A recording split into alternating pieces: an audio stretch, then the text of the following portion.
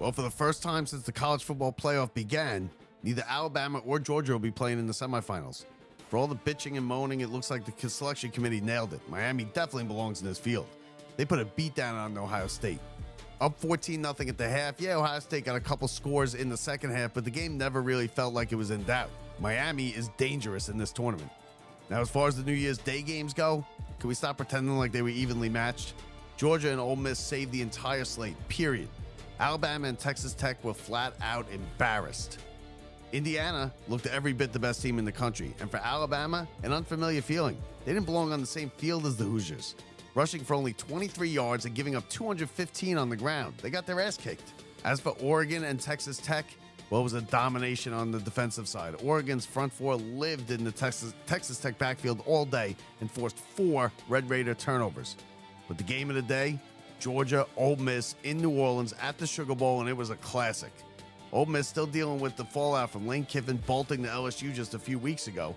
They had no trouble going up and down the field in the first quarter, but settled for field goals rather than touchdowns. Georgia got it going in the second quarter, scoring 21 points, one of them off an Ole Miss fumble, and they led 21-6 at the half. Ole Miss came out a different team in the second half, and they found themselves with a 3-point lead in the fourth quarter. Georgia, on their own 25-yard line, decided to go for it, and it was a massive mistake. Ole Miss made the stop, took over on downs, and the ball was in the end zone 2 plays later, and it was a 10-point lead for Ole Miss with just a few minutes left. Georgia responded again, scoring a touchdown, 3 and out, and then a field goal to tie it with just over a minute left, but another Georgia mistake, a blown coverage in the secondary, led to Ole Miss getting into field goal range, and the kid who hit a 55 and 56-yarder wasn't missing a 48 for the win. Upset complete. That game was as good as it gets. Ole Miss outplayed Georgia in the whole second half. Now, it doesn't get any easier for Ole Miss as Miami's waiting in the semifinals, and they might be the hottest team in the country. On the other side of the bracket, Indiana's going to be a heavy favorite over Oregon, but the question is, can Oregon's defense slow down Indiana's offense?